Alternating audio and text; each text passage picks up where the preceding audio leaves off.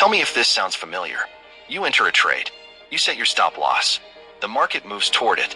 And right before it gets hit, you move it just a little further, just to give the trade more room. Just this once. And then it gets hit anyway. But now you have lost twice as much as you planned. That single habit, moving your stop loss, has destroyed more trading accounts than any bad strategy ever could. And in this video, I am going to show you why your stop loss is not your enemy. It is the only real protection you have in this market. Problem: most traders have a complicated relationship with their stop loss. They set it because they know they are supposed to.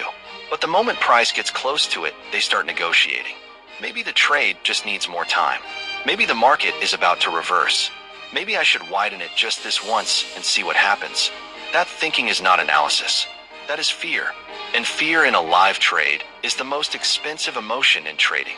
Here is what actually happens when you move your stop loss. You are not giving the trade more room. You are telling yourself that your original plan was wrong. You are letting a losing position make decisions for you.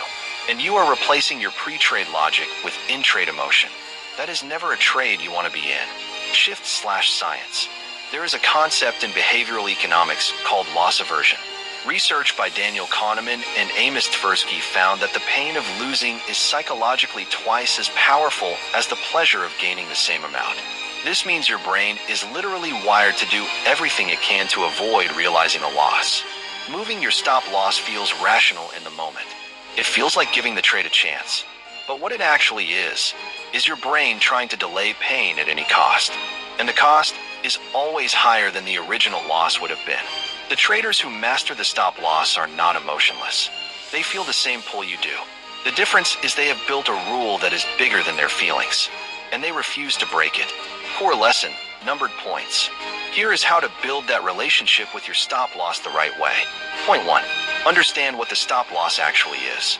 Your stop loss is not a sign of weakness. It is a pre-decided answer to one question. At what point is my trade idea proven wrong? That is it. It is not a target the market is hunting. It is not bad luck. It is the line where your analysis no longer holds. When price crosses that line, your trade idea is invalidated. Getting out is not losing. Staying in after your idea is invalidated. That is losing. Point 2. Place it with logic, not emotion. Your stop loss must be placed based on the chart, not based on how much money you are willing to lose. Behind a key structure level, below a significant low, above a resistance zone, the chart tells you where the stop goes.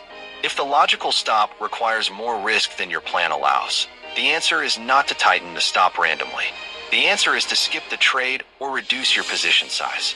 A stop loss placed in the wrong location is not a stop loss. It is just a number that will get hit. Point 3. Set it and commit to it.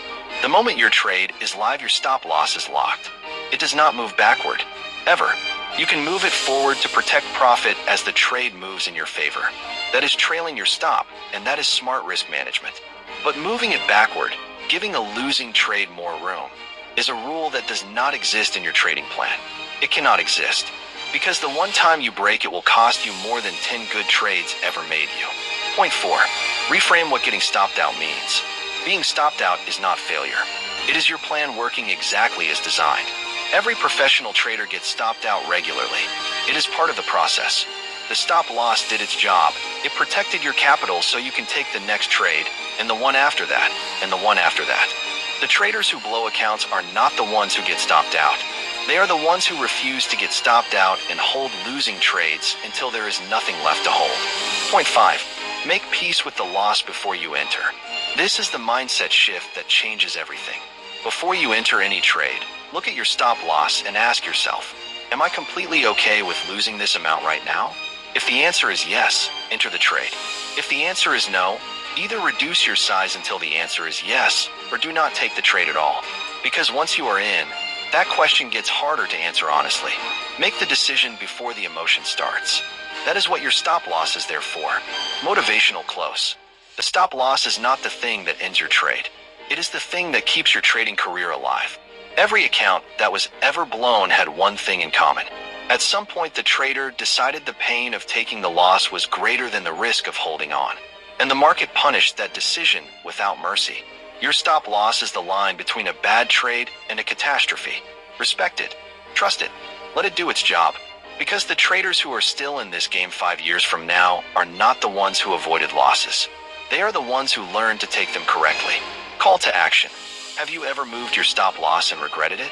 Drop it in the comments. I read every single one. Subscribe for weekly trading psychology and strategy content. And share this with a trader who needs to hear this today. Master your mind. Master the markets.